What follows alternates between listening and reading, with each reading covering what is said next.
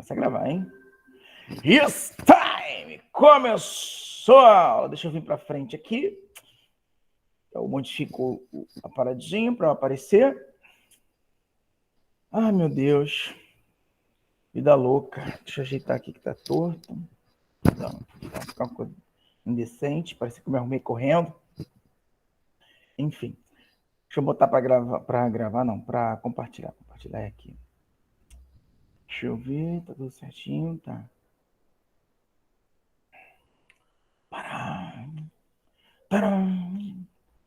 Vai compartilhar, hein? Compartilhou. Ai, vida.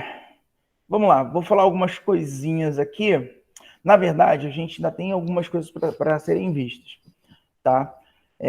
Vocês poderem entender o conceito de flexão, tá? Então, os ensaios de flexão, ensaios de torção, ensaios de cisalhamento.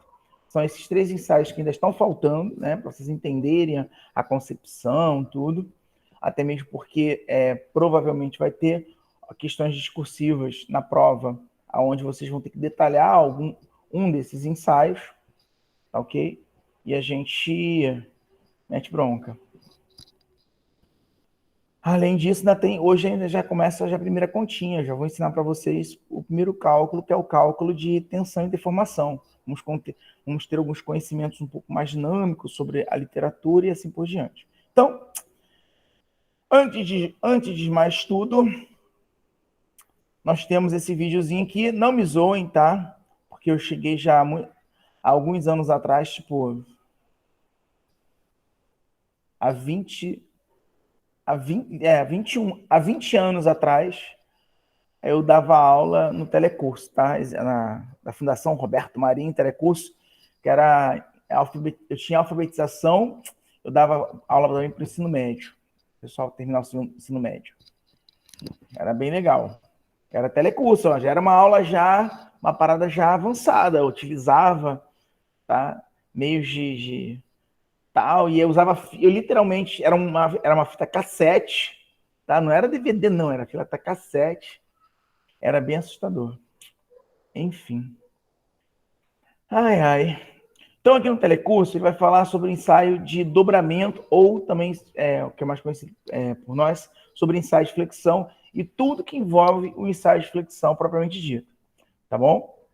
Então, vou fazer esses 3 ensaios, aí eu volto para a aula, explico um pouco mais do assunto, né? Adianto um pouco mais o assunto, até chegar à parte de cálculo, né? Onde a gente começa a calcular os eventos em si, e aí no final eu vou para o exercício, fazer um exercício de exemplo, tá bom? Só para vocês entenderem a dinâmica.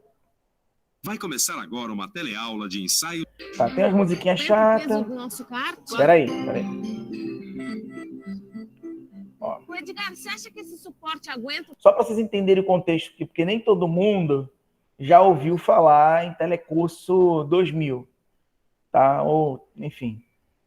Mas só para vocês entenderem, existem personagens, é uma historinha. Dentro dessa historinha, eles introduzem alguns conceitos básicos da área de ensaios mecânicos, tá? Ensaios estes podem ser de várias linhas das engenharias. No caso de vocês, tá, vai estar ligado à parte mais relacionada à parte arquitetônica, né, de travamento, de uso de determinados tipos de materiais metálicos, né, suportes, estruturas, até mesmo para você entender a linguagem do engenheiro civil, né, para poder conseguir conversar e chegar a um denominador comum dentro daquele projeto que você está desenvolvendo, tá bom?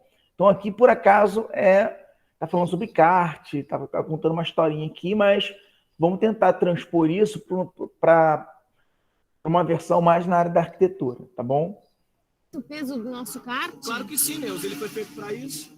Além de todos os ensaios ao qual ele foi submetido, eu acho que ele passou pelo ensaio de dobramento e flexão. Dobramento? Flexão? São ensaios que mostram para a gente como um determinado material reage aos impostos de dobramento e flexão. Bom, imagina, a prancha do trampolim de uma piscina, quando alguém vai saltar, ele se dobra com peso, depois volta à sua forma original. O trampolim de uma piscina tem a capacidade de suportar Trampolim. a força aplicada sobre ele. Ou seja, digamos que você desenvolveu uma estrutura, tá? Pendular, tipo um engaste, ou uma estrutura do tipo... Ô, meu pai, eu falo sempre marquise, né? Que é bem comum. Você vai dizer alguma estrutura desse tipo, até uma varanda, onde essa varanda no prédio, ela fica como uma estrutura engastada, pendular, ou como um tipo de marquise, tá? Você vai ter que ter o conhecimento, dependendo do tipo de design, do tipo de projeto, e como for esse projeto, e o que tiver colocado sobre ele, tá? Você precisa entender a dinâmica de flexão, como aquilo ali vai flexionar ou como aquilo ali não vai flexionar, que é o objetivo de vocês, né? Não é igual um trampolim, você vai lá construir um trampolim, você tem que saber exatamente o tipo de material que vai ser utilizado para a prancha e o máximo de carga que aquela prancha consegue suportar para que ela, obviamente, não venha a quebrar, ou seja, ela flexione, absorva o máximo de energia possível e consiga retornar às condições originais. Isso é muito utilizado em pontes, viadutos, isso é utilizado em passarelas, isso também é muito utilizado, por exemplo, dentro de shoppings, né, galerias de shopping. Se vocês perceberem, os shoppings, eles têm grandes vãos, tá? E são, às vezes, tem 1, 2, 3, 4 andares, com grandes vãos. E esses vãos sofrem flexão porque as pessoas passam por eles. E aí existe um cálculo que se faz necessário ter para que você consiga ter uma resposta mecânica favorável. Isso vai depender, por exemplo, do azulejo que você está colocando, do peso do azulejo, né? O engenheiro, o calculista, seja lá quem for para trabalhar com você, vai dizer assim, eu vou colocar ardósia, vou colocar, sei lá, um piso com algum tipo de tratamento, tal. Então, esse engenheiro, a partir dessas todas essas informações, ele consegue calcular e desenvolver o projeto a partir do seu projeto inicial. Também não dá para dizer assim, mas eu queria que fosse assim. Aí o engenheiro disser, não tem como, porque aí a gente vai ter que colocar um pilar assim, fazer uma tal coisa, nananã. E aí não adianta. O arquiteto ele precisa entender que existem situações aos quais determinados materiais podem estar sofrendo, tipo flexão, tração, compressão, cisalhamento, torção, né? E isso, a partir do momento que o arquiteto entende isso, ele sabe conduzir o projeto até o final. Você já imaginou, Edgar, se a prancha não voltasse para a posição original? Ó, que tombo! Edgar, já me interessei pelo assunto da teleaula de hoje. Então vamos ver o que vem por aí. Na teleaula de hoje, você vai conhecer o dobramento e a flexão. Vai ver como é feito o ensaio de dobramento e o de flexão. E vai conhecer algumas propriedades mecânicas avaliadas no ensaio de flexão. Olha, Ed, você me convenceu. Eu acho que não vai cair mesmo. Se a gente conhece o comportamento do material, quando ele é submetido a um esforço, a gente pode ficar sossegado, né? E para ficar mais sossegado ainda, fique de olho que a nossa teleaula está começando.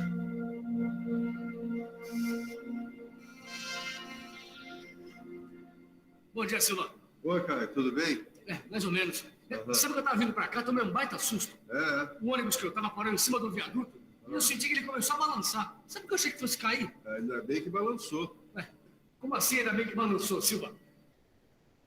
Ô, Caio, se o viaduto balançou, é sinal que ele resistiu bem ao esforço feito pelo excesso de veículos.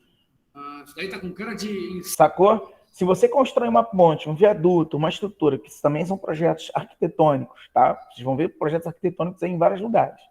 Principalmente projetos com treliçamento e outros tipos de estruturas, tá? Se a ponte ela não vibrar, não absorver ou o viaduto, ou seja lá o que for, não absorver esse movimento, tá? O que acontece é um problema grave de patologia, que é trinca, fissura e outras patologias. Ensaio de materiais, hein? E a gente vai ver esses ensaios hoje, da flexão ao dobramento. Aqui a gente vê um corpo apoiado em duas extremidades e, ao lado, um corpo preso de um lado só. Os dois corpos estão sofrendo a ação de uma força F ou um esforço de flexão. Essa força está agindo na direção perpendicular aos eixos dos corpos. A força F leva uma região dos corpos a se contrair devido à compressão. Ao mesmo tempo, uma outra região se alonga por causa da tração. Entre essas duas regiões está a linha neutra, que mantém a sua dimensão inalterada. Quando a força provoca uma deformação elástica no material, então o esforço é de flexão. Agora, quando a força provoca uma deformação plástica, o esforço é de dobramento. Numa competição de salto com vara, por exemplo, você pode perceber que a flexão e o dobramento são etapas diferentes da aplicação de um mesmo esforço. A flexão está associada à fase elástica e o dobramento à fase plástica. Nós estamos aqui no Senai com o professor Ariel e ele vai explicar para a gente por que o ensaio de flexão é tão importante na fabricação de molas. É importante, pois no caso das molas planas, o principal esforço aplicado é justamente o de flexão. Você pode observar isso no feixe de molas de caminhões e de algumas picapes. O ensaio de flexão e o ensaio de dobramento utilizam praticamente a mesma montagem que é aplicada à máquina universal de ensaios. São dois roletes com diâmetros determinados em função do corpo de prova. Eles funcionam como apoios, afastados entre si a uma distância pré-estabelecida, e um cutelo semicilíndrico ajustado à parte superior da máquina de ensaios. E esses ensaios podem ser feitos nos corpos de prova? Eles podem ser feitos nos corpos de prova, preparados de acordo com normas técnicas específicas, ou em produtos. Ah, Edgar, eu não estou entendendo essa história, não, viu? Bom, Neuza, se você quiser, a gente pode dar mais uma olhada. Podemos começar pelo ensaio de dobramento. Ó, quer ver? Tenta dobrar essas duas barras. Uma de cada vez.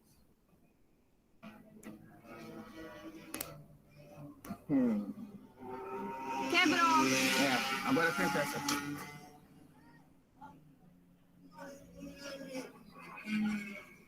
Essa aqui só dobrou. Viu o que aconteceu, Nilson? Ó, a barra de alumínio... Nós que vocês tiveram duas barras, dois materiais diferentes. É como se você estivesse fazendo um tipo de estrutura arquitetônica, algum projeto de uma laje, de telha, ou de uma superfície, de repente, ondulada, ou alguma coisa dentro desse gênero, dentro dessa linha, tá? E aí, a forma como você escolhe o material, ou o material que você vai utilizar, vai depender da questão da leveza dele e do quanto ele consegue absorver, ou do quanto ele consegue flexionar e não quebrar, não romper, por exemplo, tá? No recozido, você dobrou facilmente. Agora, a barra de alumínio encruado apresentou trincas e acabou quebrando. É isso que... O que ele falou aqui, ele falou dois materiais, isso é importante. É o mesmo material, alumínio, só que um é recozido e outro é encruado. O recozido, ele tem, o que a gente vai ver mais à frente, daqui a pouquinho, quando eu falar sobre cristalografia do material, dos materiais, os grãos são grandes. O que é o grão do material? Quando você olha no microscópio, você vê como se fosse um desenho, como se fosse um mapa dos estados do país, né? Imagina como se fosse um mapa do Brasil, todo coloridinho. Isso, cada estado desenhado ali naquele mapa é como se fosse um grão, tá? Na superfície. Seria uma orientação espacial da estrutura cristalina dentro do material. Uma coisa, vou explicar isso com mais calma mais para frente. Mas, quando eu digo, o material está encruado ou o material está recozido, quando o material está recozido, significa que os grãos são grandes. Grãos grandes, ou seja, eu tenho grãos grandes, ele tem maior facilidade de se deformar, absorver maior energia. E o material encruado significa que é um material com grãos muito pequenininhos. E grãos muito pequenininhos, a trinca consegue se propagar mais rapidamente entre os grãos, tá? E aí o material acaba rachando. O ensaio de dobramento mostra para a gente uma indicação qualitativa da ductilidade do material. E como esse ensaio é feito? Olha o que eu estou falando, ductilidade. Olha a ductilidade entrando novamente aí. A palavrinha ductilidade é importante. Quando o material é dúctil, significa que quanto mais dúctil esse material for, mais maleável ele é, tá? E você consegue modelar esse material. É diferente, por exemplo, quando eu tenho esse material aqui que é feito de cerâmica, tá? Ou então eu tenho um outro material que é feito de EVA, por exemplo. Note que ele tem uma facilidade enorme, uma ductilidade absurda em comparação com outro material, tá? essa questão de ductilidade é importante no dia a dia de quem for projetar alguma coisa. Principalmente se vocês tiverem uma preocupação, vontade ou desejo, tá, de trabalhar, por exemplo, como eu já disse, né, eu dou essa dica sempre pro pessoal, mas ninguém me ouve. Não sei se isso é bom ou ruim, porque quem resolver seguir a dica provavelmente vai ter sucesso profissional. Hoje existe um mercado muito que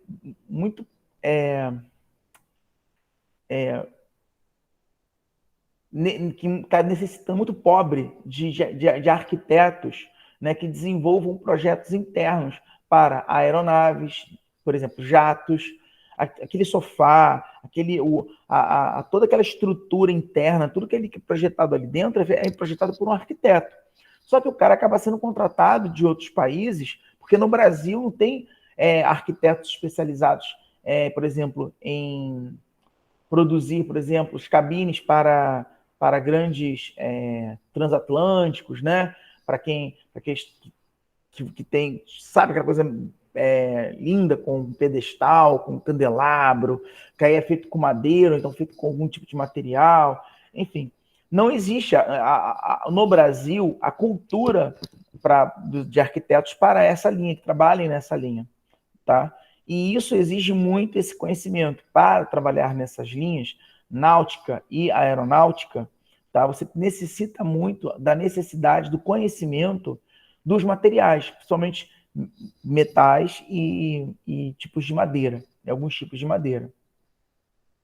Para saber como ele é feito, a gente vai ter que ficar de olho.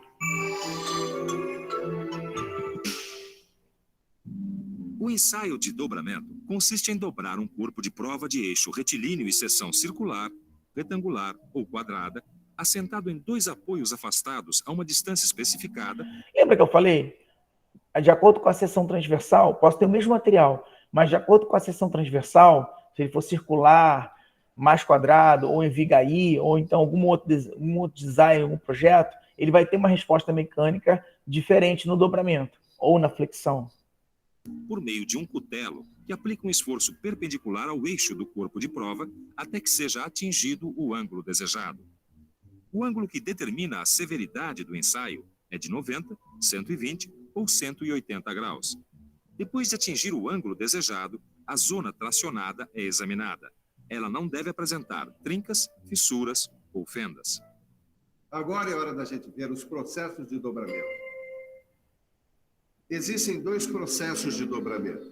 O dobramento livre, que é obtido pela aplicação de forças nas extremidades do corpo de prova, sem a aplicação da força. Isso aqui também é conhecido como flambagem, tá? Eu vou só andar um pouquinho, porque isso aqui não é muito da nossa área. A gente tem que ir aqui.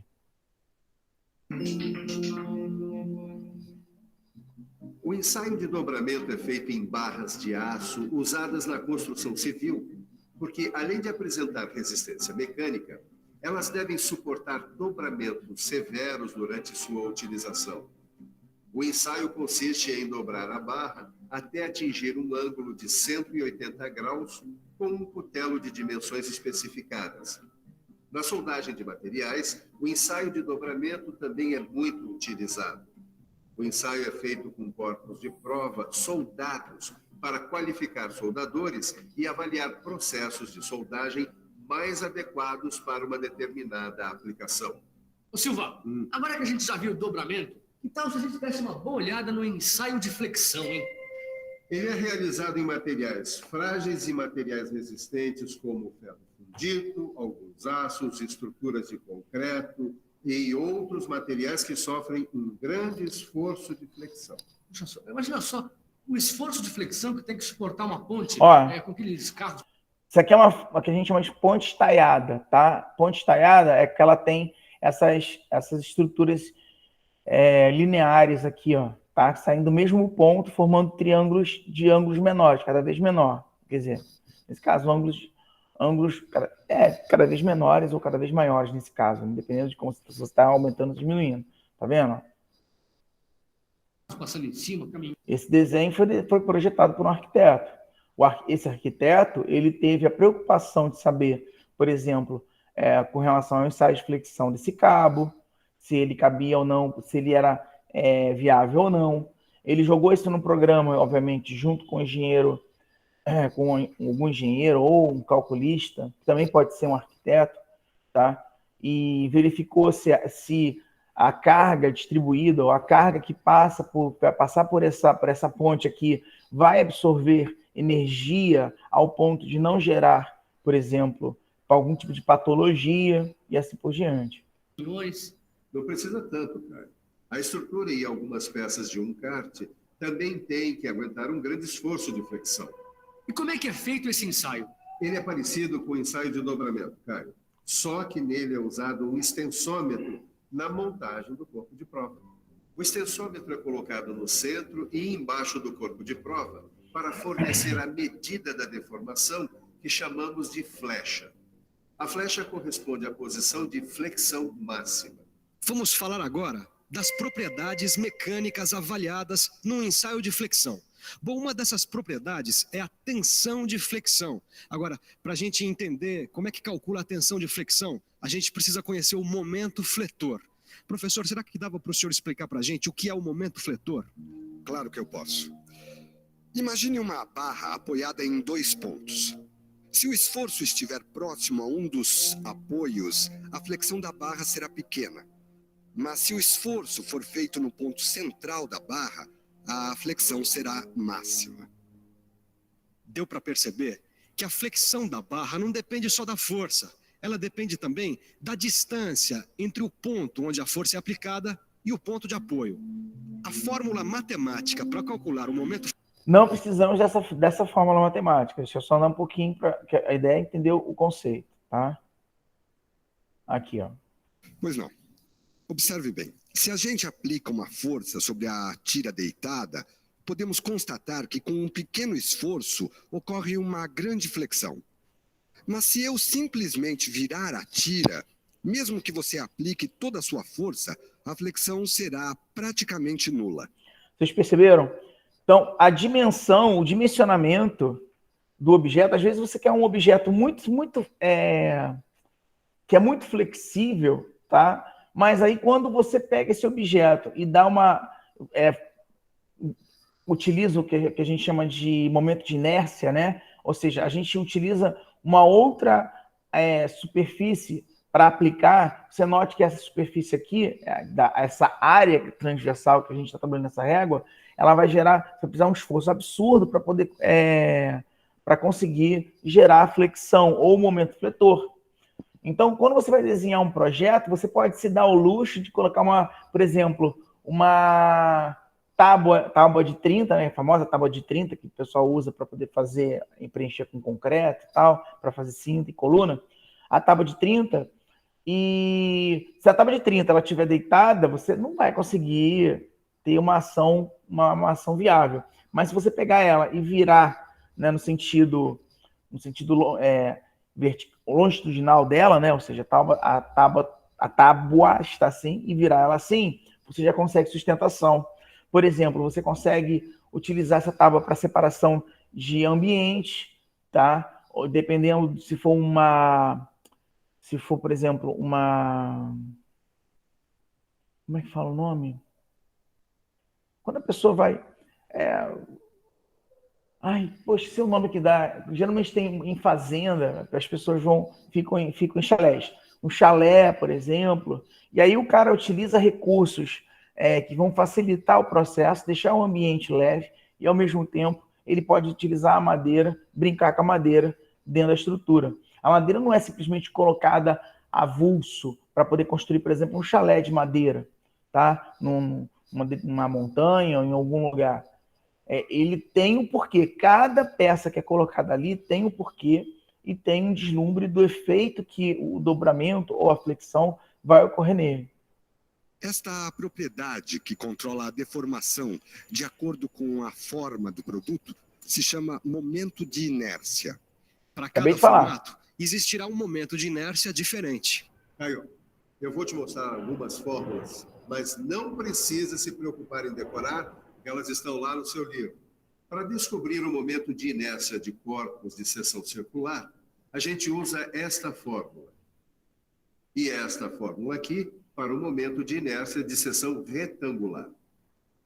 O módulo de resistência da seção transversal, que a gente também precisa conhecer, é descoberto pela fórmula W igual a momento de inércia dividido pela distância da linha neutra à superfície onde a força é aplicada. Agora sim, chegamos à fórmula para o cálculo da tensão de flexão. Tensão de flexão igual a momento fletor dividido pelo módulo de resistência da seção transversal. Ih, boa viagem isso aí, esquece isso aí, tá? O que eu quero aqui é o que ele vai falar agora, que é o módulo de elasticidade. Lá, em um corpo de prova de seção circular com um diâmetro de 50 Não, agora ele está fazendo as continhas. Esquece isso aqui. Acabou, vamos para o próximo. Deixa eu ver se vocês ainda estão aqui ainda, se ainda existe aluno aqui em aula. Ah, ainda existe aluno, que bom. Uhul! Gente, eu preciso passar, vocês precisam ter esse conhecimento, tá? De repente acha chato. Ai, tá chato. Ai, tem que assistir isso, que merda. Oh, onde eu vou usar isso? Onde eu vou usar? Aí, você se forma, aí fica me ligando. Professor, eu tô com um projeto aqui. Como é que é aquele negócio mesmo? Você pode me ajudar? Aí eu, não vou te ajudar, não. Mentira, eu vou ajudar sim, mas com ódio no coração. Falando nisso, tem um ex-aluno meu que está pedindo desesperadamente estagiário de arquitetura. Eu botei lá no grupo, o nego cagou, ninguém nem ligou para ele. E para pôr uma graninha por fora e para fazer projeto para ele. Tá? Falando, ninguém, cagaram. Eu olhei lá e falei, caraca, ninguém nem se importou, cara, em dar um ok ou dizer alguma coisa. Ou tá todo mundo já estagiando, ganhando dinheiro aí, né? Já com um currículo maravilhoso, ou então tá todo mundo querendo ficar em casa vendo Netflix. Não sei. Mas enfim, tá lá, eu deixei lá no grupo do WhatsApp, deixei o contato dele e ele disse que ninguém ligou para ele. Tá? Pelo menos até ontem à noite, quando eu falei com ele, que eu mandei anteontem, se não me engano. Tá? Para vocês. Ou seja, para mim ele ia lotar de mensagem, ter que fazer fila para poder fazer entrevista. Teve uma alma que ligou para ele. Tá? E detalhe, acho que vocês não são de Campo Grande, acho que a maioria da turma é de Bom Sucesso, não sei. Um detalhe importante, tá? A empresa dele fica ali na Martin Luther King, a avenida... Ai, meu Deus, todo mundo... Qual o nome que é comum mesmo, todo mundo fala, gente? Agora esqueci. Alguém pode abrir o áudio, por favor? Automóvel Clube? Não, Automóvel Clube não. Onde fica a Universal lá, o templo da Universal lá, grandão? Suburbana, não é Martin Luther King, Suburbana. não. Ah, então errei, desculpa, Suburbana. Qual é o nome de Suburbana mesmo? Dom Helder Câmara. Essa aí, Dom Helder. Caraca, tu viu, né? Caraca, Everton conhece tudo de geografia do Zona Norte. Everton é top. Então, na Suburbana. Suburbana, pô, de repente, de onde você mora, fica... E não é, né? Acho que são 4 horas ou 6 horas por dia. Enfim. Professor, mas o senhor sabe qual é a exigência dele? Porque a gente está no 4º período. E geralmente essas empresas querem 6º, 7º período. Não, ele não quer nada. Ele quer um aluno que seja de arquitetura para que ele possa orientar. O máximo que ele com certeza deve exigir é que você conheça um pouco de AutoCAD. Tem entendimento de AutoCAD. Só isso. Ele já empregou acho que 8 alunos de arquitetura por meu intermédio, já tem uns 4 anos disso. O aluno vai lá, fica com ele até o final, se forma e segue a vida. Entendeu? Alguns seguem a vida, outros acabam virando parceiros de trabalho, de projeto com ele, mas ele precisa ter alguém lá sempre, né, que quando os projetos chegam, para analisar, para ver se está tudo certinho, para fazer as modificações que o cliente solicita. E aí, ao invés de contratar uma firma de engenharia para fazer pequenas modificações, é mais interessante ter um futuro arquiteto, né, um estagiando lá e aprendendo isso em loco, né? Indo olhar lá o local para ver se tudo foi colocado direitinho, para medir tudo bonitinho, enfim, que todo arquiteto geralmente faz nesses estágios, tá? Ou seja, ninguém nem ligou para perguntar, olha que absurdo, a gente descobre isso agora, para perguntar quais são as exigências do cara. Vocês perdem a oportunidade de bobeira, gente. Vamos lá, vamos continuar para o próximo. Próximo é esse? E você fala sobre os ensaios materiais. Torção. Vamos lá. Isso é só para dizer que vocês assim, eu nunca vi um ensaio. Agora vocês estão vendo. Vou mostrar todos os ensaios possíveis que são necessários para conhecer para a área de vocês, tá?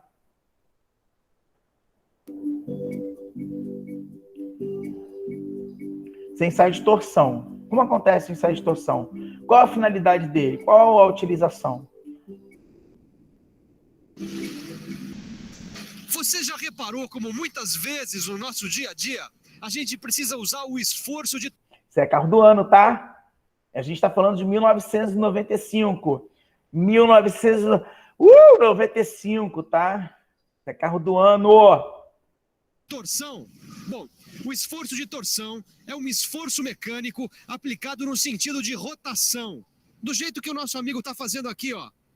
Só que muitas vezes o material não aguenta o esforço e se quebra. É por isso que é muito importante a gente conhecer o ensaio de torção. Na teleaula de hoje, você vai conhecer o tipo de força que provoca a torção. Vai conhecer o momento torsor, vai ver também como é feito o ensaio de torção e conhecer suas fraturas mais comuns.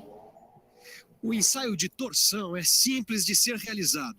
Mas para obter as propriedades do material ensaiado, a gente precisa fazer alguns cálculos matemáticos e também precisa usar os dados obtidos no ensaio de tração. Fique ligado, porque a nossa teleaula está começando. Olha, finalmente o cara conseguiu colocar.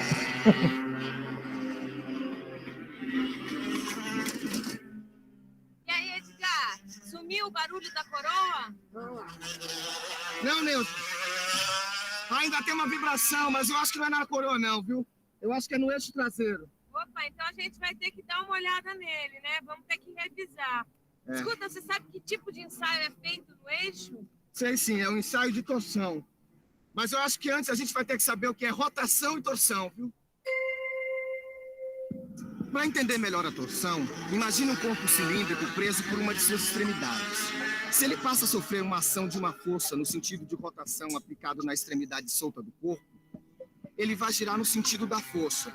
Como na outra extremidade existe resistência ao movimento, o corpo sofrerá uma torção no seu próprio eixo, podendo até se romper. Poxa, Edgar, se no nosso kart o eixo tem que ser resistente, imagina então o eixo de um veículo pesado, sei lá, um caminhão, por exemplo. No eixo de transmissão de um caminhão, é muito importante o esforço de torção. Veja... Professor, aonde eu vou usar isso? Quando você faz rebite, quando você faz estruturas que são estruturas metálicas que são parafusadas, tá? Ou então estruturas às quais você precisa do movimento torsor por algum motivo, voltando à questão das pontes, dos viadutos, ou até passarelas, ou coisas do gênero, ou até mesmo escadas, tá? E algumas escadas, por exemplo, escadas caracol, o ponto dela é um ponto de torção, tá? Quando você exerce uma força ali, você está exercendo uma força de torção para cada eixo na escada caracol. Então, saber o material que ela tá sendo aplicado e até identificar se houve torção, por exemplo, uma patologia acontece, você olha a patologia, você consegue identificar se aquela patologia foi por torção, flexão, flambagem, cisalhamento, tração, compressão, tá? Você consegue identificar esses tipos de situações, você consegue anular o problema ou então reivindicar junto ao engenheiro uma solução para que não ocorra novamente aquele problema. Nossa, entrou um bicho que parece um dinossauro de 2 centímetros aqui dentro de casa.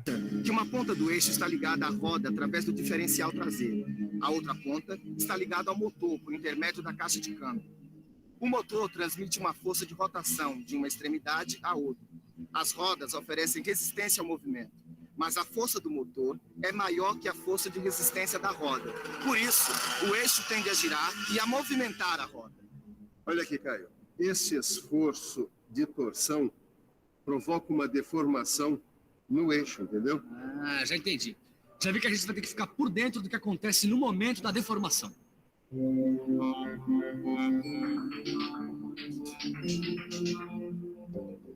No momento da deformação elástica, a letra D é o diâmetro do eixo e L seu comprimento. A letra grega φ minúscula é o ângulo de deformação longitudinal A letra grega θ minúscula é o ângulo de torção, medido na seção transversal do eixo. E no lugar da força de rotação, a gente vê um elemento novo, o MT, que representa o momento torsor. Vamos fazer uma experiência para entender melhor o momento torsor. Vamos ver se alguém consegue desatarrachar o parafuso da roda usando essa chave de braço curto. Amigo, por favor, tenta afrouxar o parafuso. E aí, o que aconteceu? O cano é muito curto, não tem condição. Então, prolonga o braço usando esse cano aqui, vê o que acontece. E agora? Ficou bem mais fácil. Pois é, deu para perceber que prolongando o comprimento do braço, fica muito mais fácil desatarrachar o parafuso.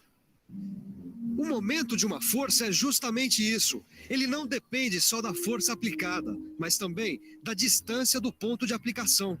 E o aumento da distância foi a principal... Nós já calculamos isso, nós já estudamos isso. O momento torsor, nesse caso aqui, a gente pode considerar como sendo o momento fletor, né? Que é a força que você aplica na vertical vezes a distância do braço de alavanca. Nesse caso aqui é o braço de alavanca, mas poderia ser a nossa viga, enfim, seja lá o que você esteja usando. Gente, lembrando sempre que, obviamente, ele não tem como contemplar todas as áreas da engenharia. Ele busca a área mais simples para poder fazer as explicações mais óbvias, tá? Mas se você puder transpor essa ideia para um conceito na área da arquitetura, é interessante. O responsável pelo afrouxamento do parafuso. Sabe, Edgar, eu fico imaginando que o momento da força tem que ser muito bem calculado numa corrida, por exemplo, durante a troca de pneus. Senão, adeus pódio. Nilson, você tem razão, viu? E para calcular o momento de uma força, a gente usa a seguinte fórmula. O momento da força é igual a F maiúscula, que é a intensidade da força, vezes L maiúscula, que é a distância do ponto de aplicação ao eixo do corpo sobre o qual a força está sendo aplicada. Isso a gente já sabe, a gente está careca de saber. Deixa eu só andar mais um pouquinho. Ângulo, esse aqui é importante, que é o ângulo de torção. Consegue um gráfico parecido com aquele do ensaio de tração, ó. A gente vai estudar esse gráfico, tá? Só que nesse caso aqui em particular é o gráfico de torção, mas todos os ensaios geram gráficos parecidos. Geralmente, nesse caso aqui de torção, é o momento torsor, tá? Pelo ângulo de torção, o ângulo ao qual ele foi torceu. E aí ele gera um gráfico. Dentro desse gráfico você tem várias informações importantes sobre o material em si. Às vezes, quando você é um arquiteto que está à frente do seu grupo, né? Você tenta pensar um pouco fora da caixinha e começa a utilizar materiais diversos, materiais com outras propostas arquitetônicas, novas propostas arquitetônicas, tá? Você começa a ter a necessidade de ir para um laboratório ou conhecer através de material já calculado, né, já verificado, através de internet, através de aplicativos, enfim, o comportamento mecânico desse material. E aí você vai recorrer ao tipo de comportamento mecânico e, dependendo do tipo ou tipos de comportamento mecânico, você vai ter um desenho, um gráfico, tá? Que geralmente é um gráfico tensão por deformação. Só que nesse caso aqui, como a gente está trabalhando com torção, é momento torsor, né, momento torsor por ângulo de torção, né, que você está torcendo, você tem um ângulo de torção sobre ele. Que dá para ver direitinho, olha, o limite de proporcionalidade, o escoamento, o momento de ruptura e o momento máximo. Estas propriedades são determinadas do mesmo jeito que no ensaio de tração e têm a mesma importância, só que são relativas a esforços de torção. Quer dizer, na especificação dos materiais que serão submetidos aos esforços de torção, é necessário levar em conta que o máximo torque aplicado ao eixo tem que ser inferior ao momento torsor no limite de proporcionalidade. Muito bem, agora nós vamos ver o corpo de prova para ensaio de torção. O ensaio de torção é muito usado para verificar o comportamento de produtos acabados, como eixos de transmissão, barras de torção e partes do motor que possam sofrer o esforço da torção. Tá. E esse corpo de prova aqui? Ele é usado para verificar o comportamento do material. Olha só. Para melhor precisão do ensaio, são usados corpos de prova de seção circular cheia ou vazada, quer dizer, barras ou tubos. Corpos de prova como esse são fixados ao aparelho por meio de garras. E quando é que as dimensões do corpo de prova são padronizadas, hein, Silva? Quando esse ensaio é escolhido como critério de qualidade do material. Em situações especiais, como a verificação dos efeitos de vários tipos de tratamentos térmicos em aços, principalmente naqueles em que a superfície da peça ou do corpo é a mais atingida. Bom, acho que a gente já viu como é que deve ser um corpo de prova para esse ensaio, né? Não, senhor. Ainda falta conhecer algumas características desses corpos de prova. Pense um pouco. Vamos pensar um pouco. Deixa eu ver. O comprimento e o diâmetro do corpo de prova devem permitir as medições de momentos e ângulos de torção com precisão. Deixa eu só adiantar um pouquinho. Essa mão não é minha, tá? Eu era um jovem rapaz de 18 anos nessa época. 18? Tô com quase 50. Faz sentido. Aqui, deixa eu ver aqui onde mais ou menos eu vou parar. Aqui, onde eu quero aqui. Que é o ensaio propriamente dito, tá? O que interessa. Essa é giratória e aplica ao corpo de prova o momento de torção. A outra cabeça está ligada a um pêndulo que indica, através de uma escala, o valor do momento aplicado ao corpo de prova. Muito bem, tá vendo?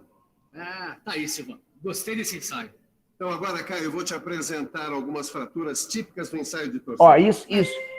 Grava isso, porque isso aqui vocês vão ver muito no dia a dia de vocês quando algum tipo de projeto está dando algum problema.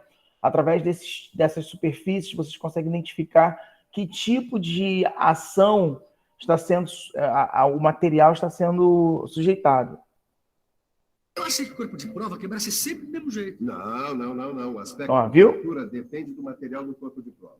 Se o material for dúctil, a fratura deverá ser de um tipo. E se o material for frágil, então a fratura será de outro tipo. Tá? Os corpos de provas de materiais dúcteis apresentam uma fratura segundo um plano perpendicular ao seu eixo longitudinal.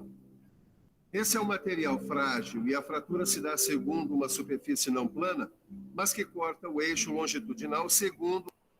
Entenderam? Quando eu tenho um material muito dúctil, quando você puxa ele ou quebra, faz alguma ação, gera alguma tensão sobre ele, ele tende a fazer o efeito... efeito chiclete, sabe aquele efeito chiclete, assim, que ele vai afinando no meio, tá? Ou o efeito cronômetro, não. Bússola, não. Caraca, esqueci o nome. Efeito... Ontem eu falei quando a gente estava vendo o ensaio de compressão do concreto, e hoje eu esqueci. Efeito... Eu lembro a imagem do objeto, sei o que é, mas esqueci o nome do efeito. Ampulheta. Ampulheta, muito obrigado. Salvou minha vida. Ampulheta. Show de bola. Aí, quando você tem um efeito ampulheta, quanto mais parecido com o efeito ampulheta você tiver, mais dúctil, mais macio é o material em relação ao outro. Materiais duros, geralmente quando eles rompem e geram essa superfície plana, mais plana possível e imaginável. Então, é um material muito duro. E aí você tem que observar dentro da sua narrativa, do que você está projetando, tá? Se você quer, caso aconteça algum tipo de fratura, quer que esse material ele já se rompa rapidamente, ou seja, toda fratura frágil, quanto mais frágil for o material, frágil não quer dizer que o material seja quebradiço, tá, gente? Por exemplo, eu tenho um copo aqui de cerâmica que ele não é um material, que ele não é quebradiço. Vou apertar ali, não vai acontecer nada, tá? Se eu largar ele de uma certa altura, ele cair no chão e rachar, ele vai quebrar e vai fazer superfícies como essa. Então, assim, material frágil Quanto mais duro for o material, mais frágil ele se torna, só para vocês entenderem. E aí vocês têm que pensar, pô, se der merda nesse troço aqui, qual é o tipo de fratura que eu vou encontrar? Ah, esse tipo de fratura. Ou então deu merda no projeto, por algum motivo. Você olhou o material aonde rompeu e olhou, tá com cara de ampulheta isso aqui. Ou então tá com uma superfície muito reta. Ah, então eu vou ter que mudar vou ter que botar um material mais dúctil ou um material mais duro. Nesse caso, se torna frágil. Entendeu? Aí esse jogo de cintura no tipo de material e como usar o material vai depender muito do arquiteto e, obviamente, do engenheiro que está acompanhando o arquiteto. Numa linha que, projetada num plano paralelo ao eixo, forma um ângulo de aproximadamente 45 graus com o mesmo. Ela é chamada de fratura helicoidal. Muito bem, Caio, vamos ver se você realmente prestou atenção. Imagine que um corpo cilíndrico como esse está sob a ação de uma força de torção de 20 newtons, que está aplicada num ponto que está a 10 milímetros do centro da seção transversal. Pois muito bem. Eu quero que você calcule o torque que está agindo sobre este corpo. Acho que essa é fácil. É só aplicar a fórmula do momento de uma força. Vamos lá. Momento de uma força é igual a intensidade da força vezes a distância. Tá, isso aqui a gente não precisa, que a gente já está careca de saber. O que eu quero vai estar aqui. Que é a revisão. Se liga aí, que é hora da revisão. Na teleaula de hoje, você conheceu a rotação e a torção. Conheceu também o momento torsor. Viu quais são as propriedades avaliadas no ensaio de torção. E conheceu o corpo de prova para ensaio de torção. Viu como é feito o ensaio de torção e, finalmente, conheceu algumas fraturas típicas provocadas por este ensaio. O Edgar está treinando largadas para não pisar na bola como na última corrida. Aliás, treinar é a melhor maneira que a gente tem para aprender. Aproveite, dê uma olhada no seu livro, resolva os exercícios. É o melhor treinamento para o seu conhecimento. Tchau. Tá, obrigado. Mulher chata. Eu nem sei se ela tá viva. Ai, meu Deus, calma, tá acabando, gente. Eu sei, eu tenho que passar isso para vocês, tá? Isso, vocês precisam ter esse conhecimento.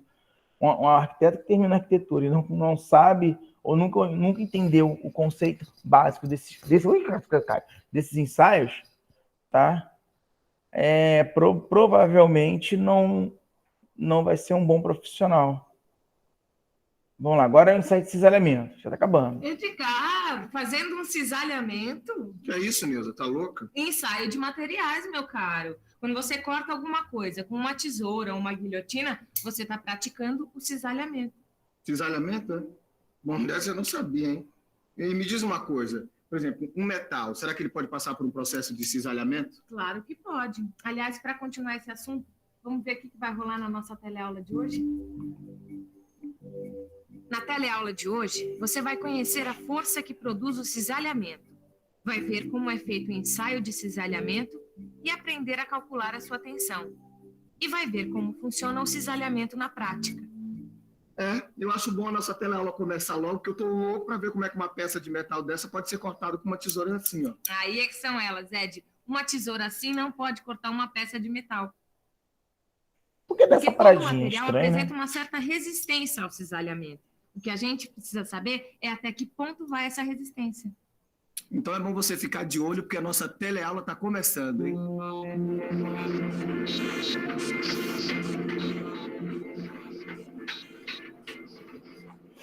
Bom dia, Ananias.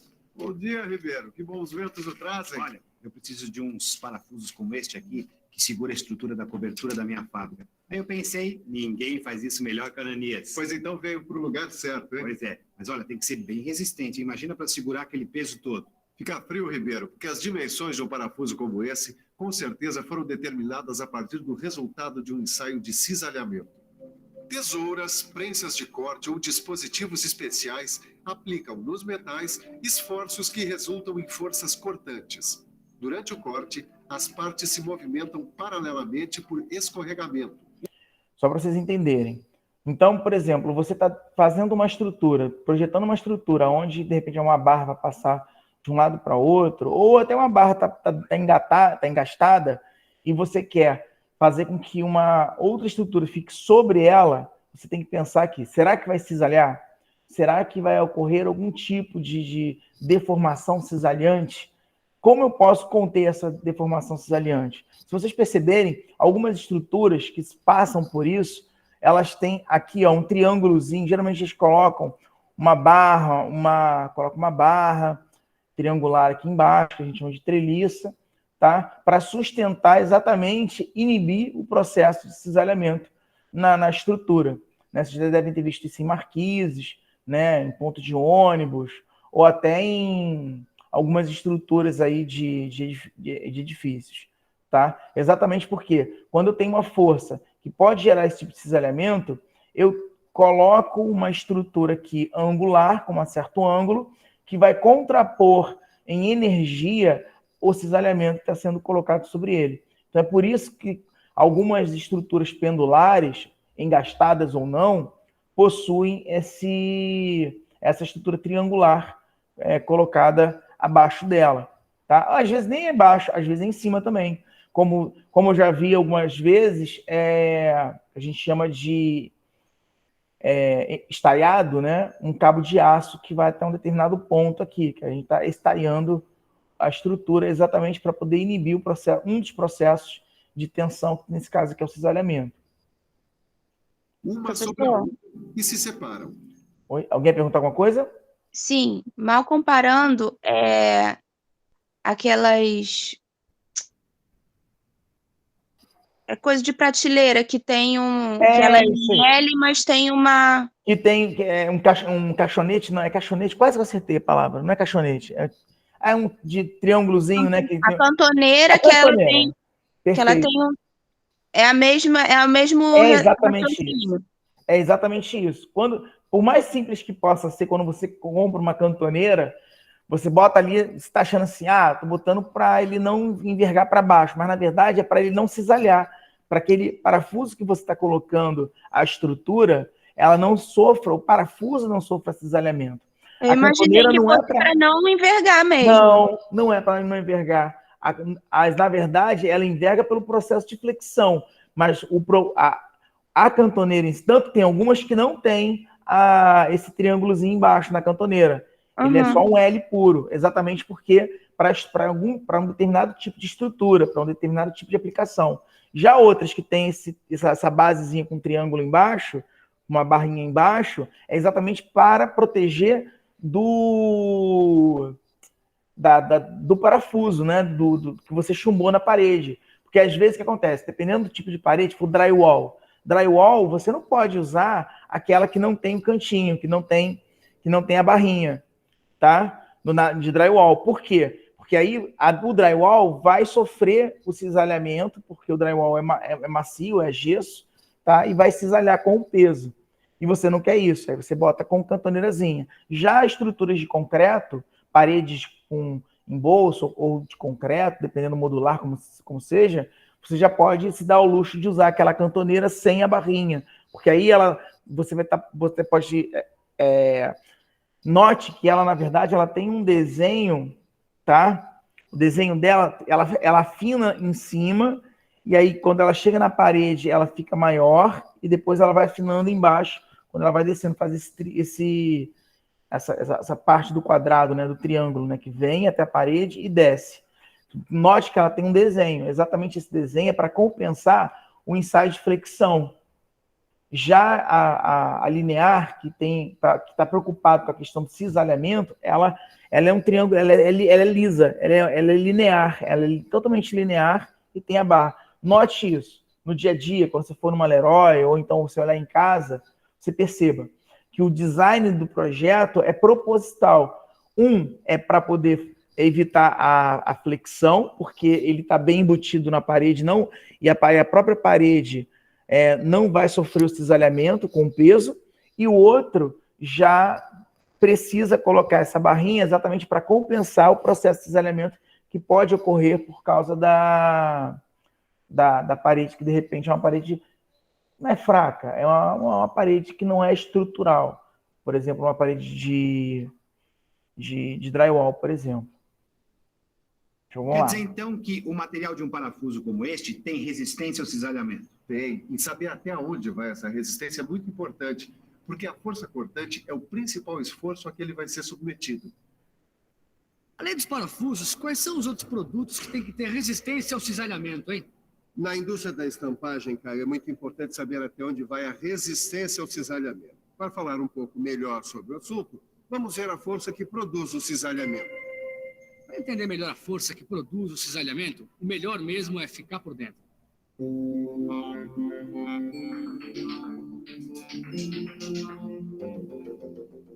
Nos ensaios de tração e de compressão, você viu que a força aplicada sobre os corpos de prova atua ao longo do eixo longitudinal do corpo.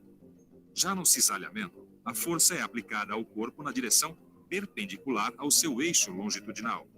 Como resposta ao esforço cortante, o material desenvolve uma resistência ao cisalhamento nos pontos de sua seção transversal.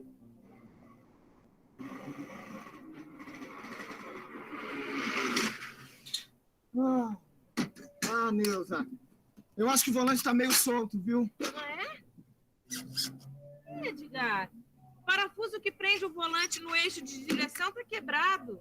Olha, dessa vez a gente vai ter que usar um parafuso que tem uma resistência maior ao cisalhamento, viu? Como é que a gente sabe disso? O ensaio de cisalhamento. Então a gente vai ter que aprender como é feito um ensaio de cisalhamento, né? A forma do produto final afeta a resistência ao cisalhamento. Por isso, seu ensaio é feito normalmente em produtos acabados, como... Viu que eu falei? A forma do produto final, ele influencia o processo de cisalhamento. Cordões de solda, chapas, pinos, barras, rebites e parafusos. Por isso não existem normas para a especificação dos corpos de prova. Mas será que esse parafuso tem uma resistência maior ao cisalhamento? Olha, Ed, só ficando de olho no ensaio.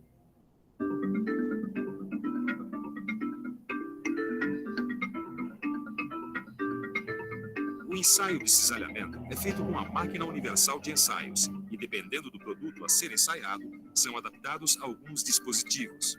O dispositivo é fixado na máquina de ensaio e os parafusos, rebites ou pinos são inseridos entre as duas partes móveis.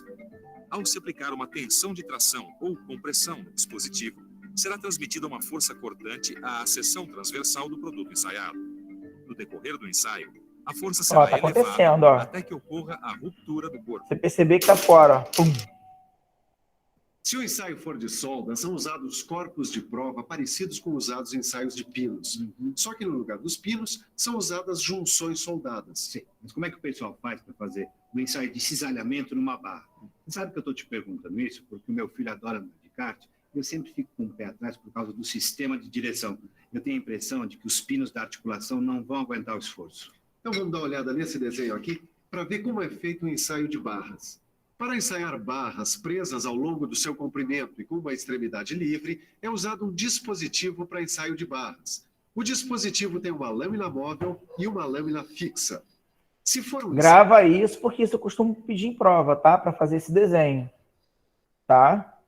Parece bobo, mas depois vai ter gente que vai dizer assim: ah, o senhor não ensinou isso, o senhor não explicou isso. Mas se for aqui no vídeo agora, neste momento, você vai ver que eu ensinei sim, tá? Sendo apresentado para vocês. E eu falei, ó, vai ter que desenhar esse projeto, fazer projetinho. Ensaio de chapas, é usado um estampo para corte e um dispositivo com um punção cilíndrico. Este ensaio determina só a tensão de cisalhamento, que é o valor da força que vai provocar a ruptura da seção transversal do corpo ensaiado. E já deu para perceber que nestes ensaios o que a gente tem que entender direitinho é essa história de tensão de cisalhamento. Olha, e não é nenhum bicho de 7 cabeças. A gente só tem que conhecer algumas formas. Olha aqui, ó. Tensão de cisalhamento é igual a força cortante dividido pela seção transversal do corpo. Aí, ó.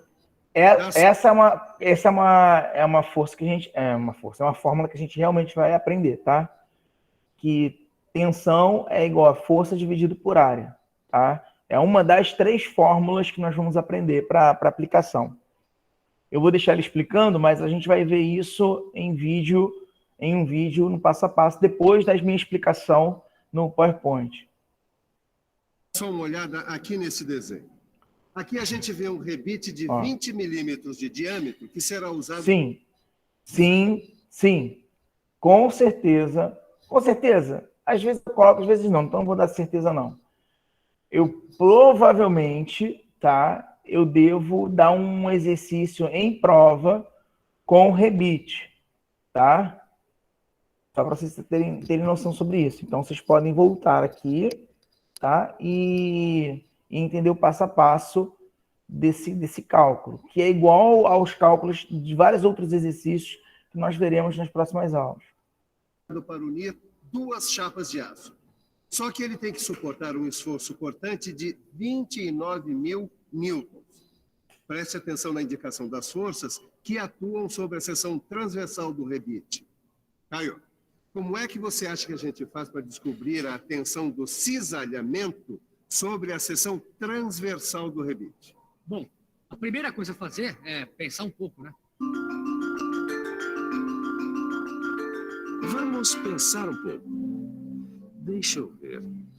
Acho que primeiro eu preciso usar a fórmula para descobrir a área da seção transversal do rebite. Isso aqui, gente, vocês são arquitetos, tá?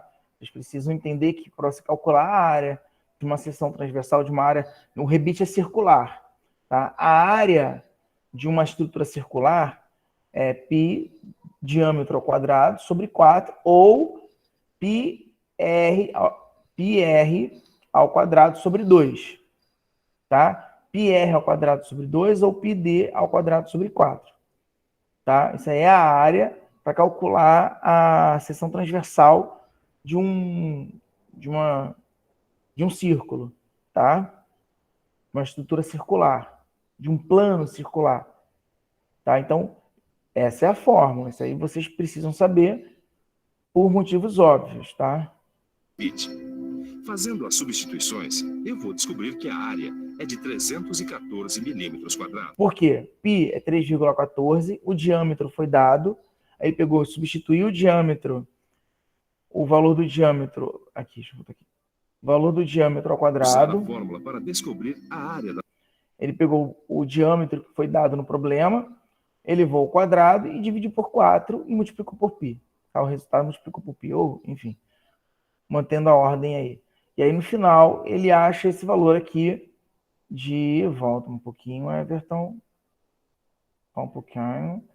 Deixa eu voltar aqui. Eu vou descobrir que a área é de 314 milímetros quadrados. Pronto, já tem a área. Ele calcula em milímetros, tá?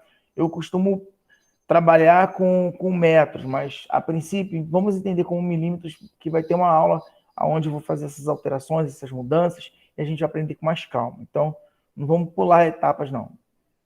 Agora, é só aplicar a fórmula para cálculo da tensão de cisalhamento.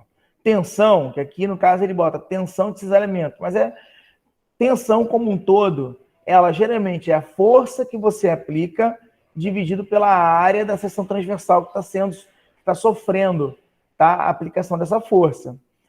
Logo, então, se ele está pedindo a tensão, ele deve dizer para você qual é a força que está sendo aplicada e qual é a área, que você já calculou, que está sendo solicitada. Aí você calcula a força por área e aí você vai obter a resposta em tensão. Cisalhamento.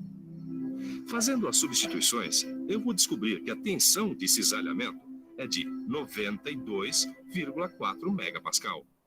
Depois de realizar muitos ensaios, o pessoal descobriu que há uma relação aproximada entre tensão de cisalhamento e tensão de tração. Viu? Acabei de falar, tensão de cisalhamento e tensão de tração.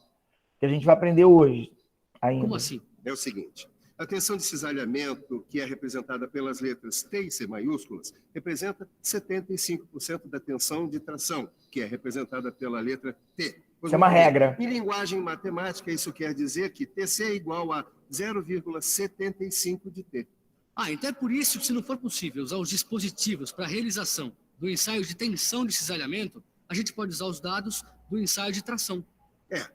Os dados de ensaio de tração são encontrados com mais facilidade, mas essa relação só pode ser usada para se conseguir uma aproximação do valor de tensão de cisalhamento. Tá bom, Silvio, eu entendi tudo, mas eu estou sentindo falta de uma aplicação prática. Caio, eu estou com um probleminha aqui que eu tenho que resolver para o pessoal de produção, olha aqui, que é o seguinte. Eu tenho que descobrir quantos rebites eu vou precisar usar para unir essas duas chapas. Isso é um outro aqui, exercício bem comum. sem a necessidade de fazer o ensaio de cisalhamento. Essa vai ser fogo, hein? Que nada. É só você pensar o seguinte.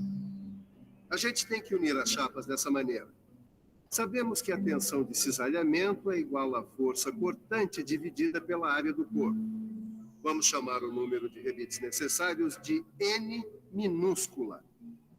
A tensão de cisalhamento será distribuída pela área de cada rebite vezes o número de rebites. A fórmula... Só para vocês entenderem. Eu quero saber quantos rebites eu vou precisar aqui, tá? Logo, eu sei qual é a força que está sendo aplicada, ou a tensão que está sendo aplicada. Então, para saber o número de rebites, quer dizer, o número total de rebites, é pegar a área de cada rebite vezes o número de rebites. Esse Nzinho eu não conheço. A área eu conheço, tá? Tem como calcular. Mas o número de rebites não. Então, dentro daquela fórmula de força sobre área, a gente, no lugar só do S, a gente bota S vezes N, porque N é um número de rebites, né? Lembra que para cada rebite aqui eu tenho uma área. Então, somatório de todas as áreas é a área total que está sendo cisalhada. Não sei se vocês conseguiram entender. da tensão de cisalhamento fica, Ó, então desse... Aí ficou assim. Força igual à área de todos os rebites que eu vou precisar usar.